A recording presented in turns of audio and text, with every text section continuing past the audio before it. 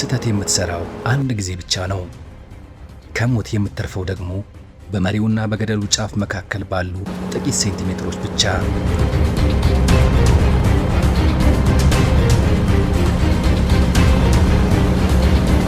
ውበትና ስጋት፣ ተስፋና ሞት ፊት ለፊት የሚጋፈጡበት የዓለማችን አደገኛው መንገድ ይህ የሞት መንገድ ነው።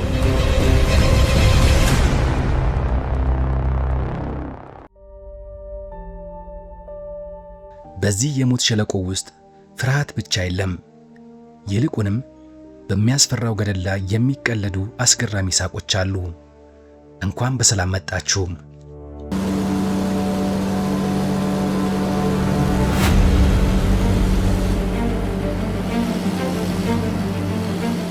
በእነዚህ 2.4 ሜትር ብቻ በሚጠቡ መንገዶች ላይ መንዳት የሰከነ አእምሮን የሚጠይቅ የሕይወት ጥበብ ነው። አሽከርካሪዎች ጥቂት ኪሎ ሜትሮችን ለመሸፈን ሰዓታትን በከፍተኛ ትዕግስት ይገፋሉ።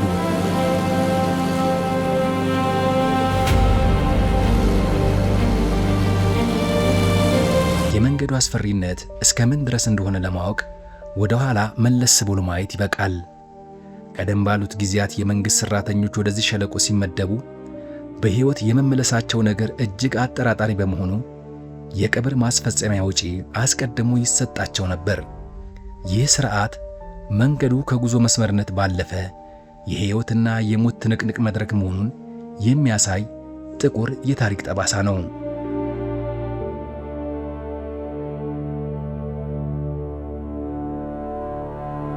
በዚህ አስቸጋሪ መልክዓ ምድር የጽናት ተምሳሌት የሆኑ ብርቅዬ ማኅበረሰቦች ይኖራሉ።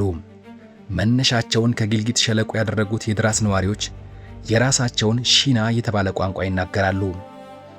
አስቸጋሪው መልክዓ ምድር ነዋሪዎቹን ከመራራቅ ይልቅ ይበልጥ እንዲጠነክሩና እንዲተሳሰሩ አድርጓቸዋል።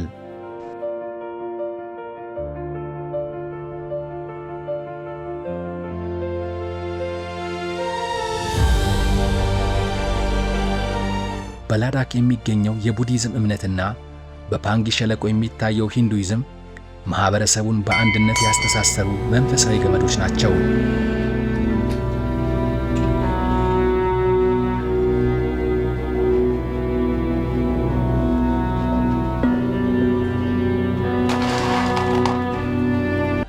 አሽከርካሪዎች ጉዞ ከመጀመራቸው በፊት በመንገድ ዳር ባሉ ቤተ መቅደሶች ቆመው ፈጣሪያቸውን ይማጸናሉ።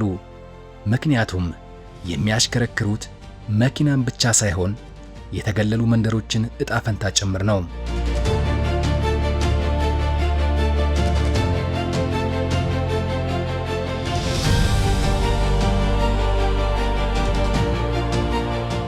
በ14500 ጫማ ከፍታ ላይ የኦክሲጅን መጠን በግማሽ በመቀነሱ ተጓዦች ከ5 ደቂቃ በላይ እንዲቆዩ የሚከለክሉ ጥብቅ ደንቦች አሉ። አሽከርካሪዎች በማይታዩ ኩርባዎች ላይ መኖራቸውን ለማብሰር ጥሩምባ ዋነኛ መግባቢያቸው ነው። አንዳንዴ ደግሞ የጥሩምባ ምልክት ብቻ በቂ በማይሆንበት ጊዜ እርስ በእርስ ለመግባባት የተለየ የእጅ ምልክቶችን እንደ ምስጢራዊ ቋንቋ ይጠቀማሉ።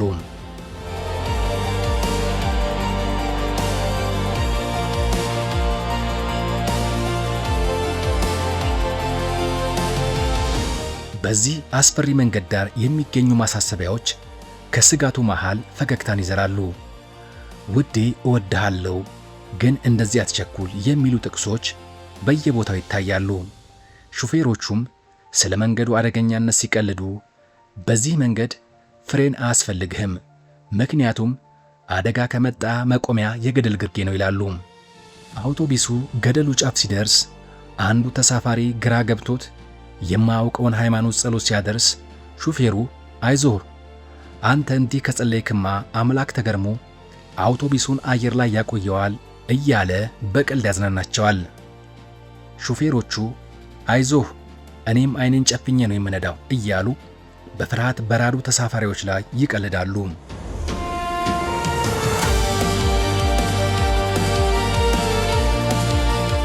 እዚህ የመንገዱ ባለቤቶች ያኮች ናቸው።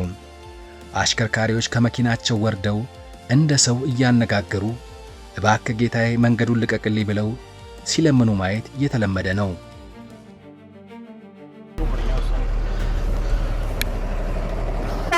नहीं सही है ये जगह አሽከርካሪዎች ለተገለሉ መንደሮች ተንቀሳቃሽ ዲጄዎች ጭምር ናቸው። አውቶቡሱ መንደር ሲቃረብ ሹፌሩ የሙዚቃውን ድምፅ ከፍ ያደርገዋል። ይህ ለነዋሪው በሰላም ደርሻለሁ የሚል የምስራች ነው።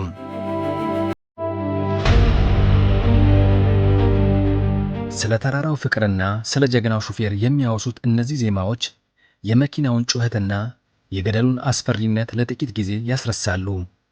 እነዚህ የጥበብ ሥራዎች ስለ ጽናትና ስለ መለየት የሚተርኩ ልብ የሚነኩ ስንኞች የታከሉባቸው ናቸው።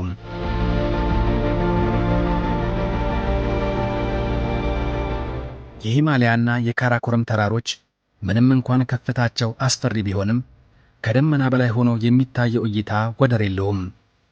የሂማሊያ ነዋሪዎችና አሽከርካሪዎች ሕይወት ከበረዶና ከገደል ጋር ትግል ቢሆንባቸውም ይህ ፈተና በአካልና በስነ ልቦና እጅግ ጠንካራ እንዲሆኑ አድርጓቸዋል።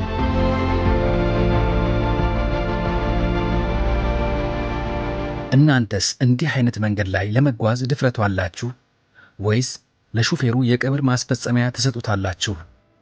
ኮሜንት ላይ አሳውቁን። በቀጣይ በሌላ አስደናቂ ታሪክ እስክንገናኝ ድረስ ሰብስክራይብ፣ ላይክ እና ሼር በማድረግ ቤተሰብ ይሁኑ።